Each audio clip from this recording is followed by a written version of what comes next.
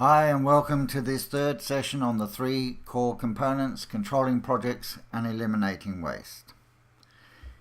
In the first two sessions we've looked at the future state and then the current state, and we've explained how you have to control these much more effectively in much more detail in order to increase your net returns 3 to 5-fold.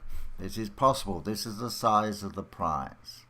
And in this session we're going to look at the middle box, changes. You notice I have not used the word project here.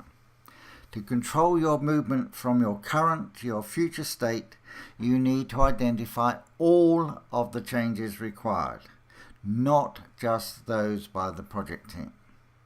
So before you even define your project, you need to define and identify all the change activities required to get from your current state to your desired business outcomes, benefits and value.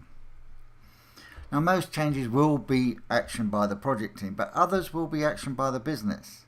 So it's important that all the changes are identified up front for you to be in control of your delivery project and deliver your desired business outcomes.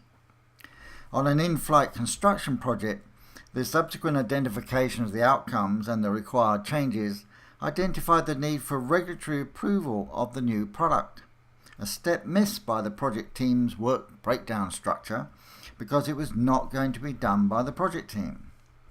If you don't identify all of the change activities required, you are not in control of your delivery project.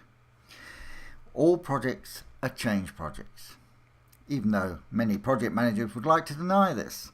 But everything you do on a project should be enabling or changing the organization from its current to its future state. You need to identify what needs to change: the culture, structure, processes, KPIs, policies, skills, information flows, infrastructure, whatever. Anything and everything that needs to change needs to be identified. Now many projects make the mistake of only identifying what the project team has to do. The rest of the workload is left to chance. This approach underestimates the overall workload, the degree of change and the cost to deliver. In other words, you're not in full control and can expect some very unpleasant surprises as the project and its implementation progresses. It can also mean that the solution is not well used as the business changes required have not been implemented fully, and the future benefits are lost as the workload to realize them was never identified. This all increases waste. In identifying and planning your changes, you need to look beyond the limits of the project to include everything that needs to be done to achieve the business outcomes, benefits and value in the business, not just what the project has to do. The key is to identify all the changes required by outcome, by each individual desired business outcome. And as you've already identified the business benefits by outcome, you can now link your changes, your costs, to your outcomes, to the benefits and value. So you can see how much each individual outcome costs to deliver, what workload is required, and what benefits and value will come from that. And as we'll see in a later session, this can have dramatic impact on the cost of your project because it enables you to optimize your project and achieve all the gains for much less of the pain. So once you've identified all your changes, you need to obviously schedule their delivery as efficiently as possible. However, when scheduling your changes, you are now scheduling changes the project team and the business are going to be doing, allowing you to deliver improvements and benefits along the way. It's a waste of time to wait until the end of the project to implement benefits. You can implement them along the way. Early delivery of benefits increases commitment and belief in the project. It delivers as far as the staff is concerned and reduces the net cost of the project. It also reduces the change impact at the end of the project, a win-win-win situation that most projects ignore. Ask most project managers and they will say that benefits are delivered after the end of the project. Not so. This attitude breeds waste. They can and should be scheduled to be delivered throughout the duration of the project, giving you more value, less time, less cost, less waste. Simple.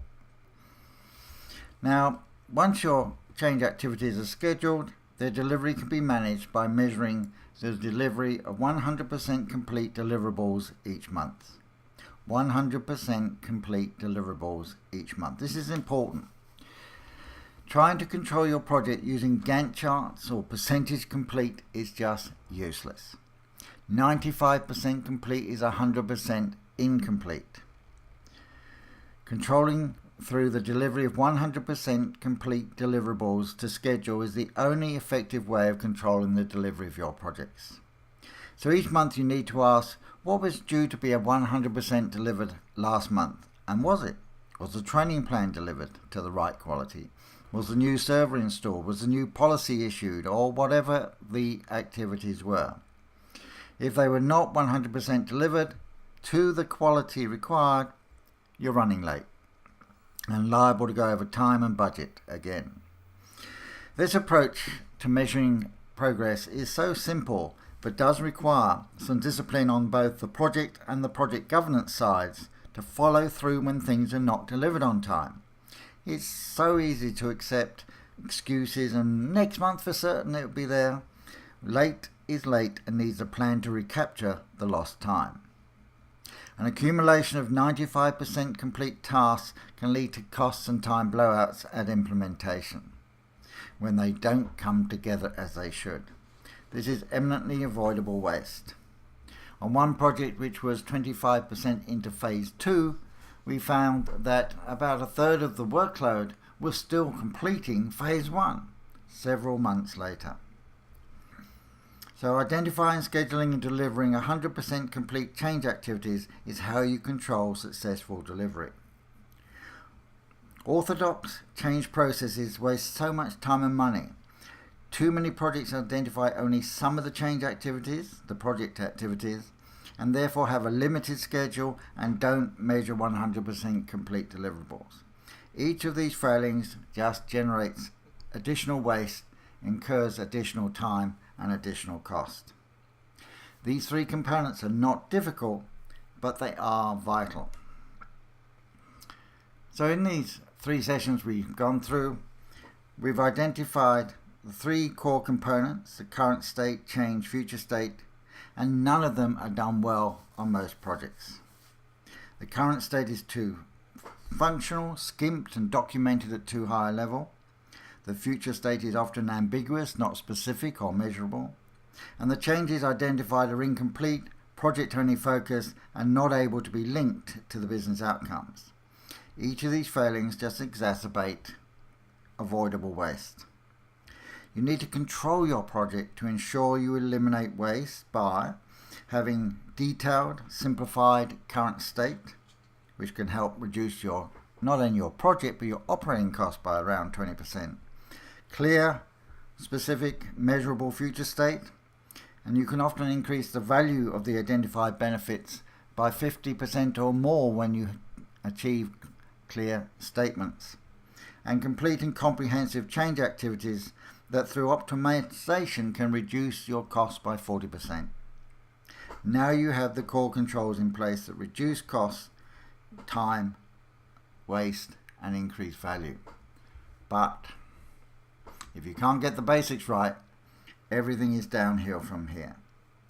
By improving these 3 core controls, you're eliminating waste while increasing the likelihood of your success and increasing the likelihood of the delivery of the optimum benefits and value. But this is just your starting point. In the other 4 sessions available, we'll be looking at the 6 business controls.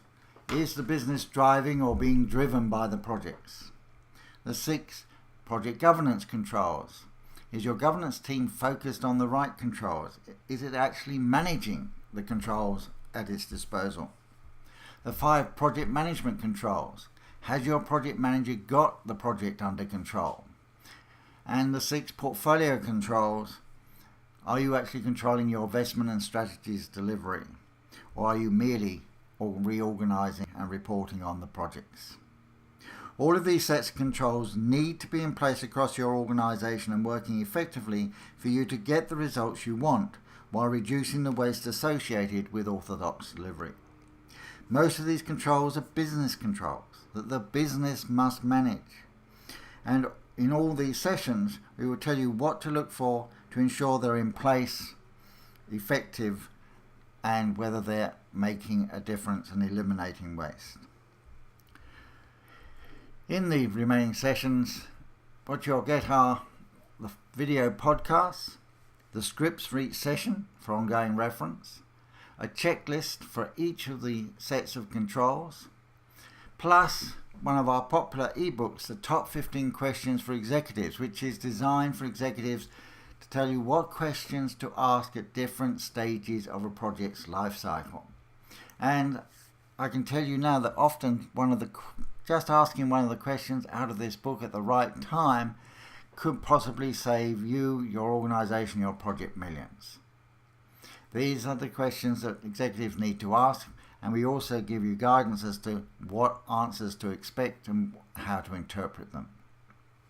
Plus, we've also given you a cautionary tale, which we call A Tale of Two Projects, which shows you how two very similar sized and complexity projects went on, one to disaster and one to success. So you can see what the differences were between these two projects month by month by month.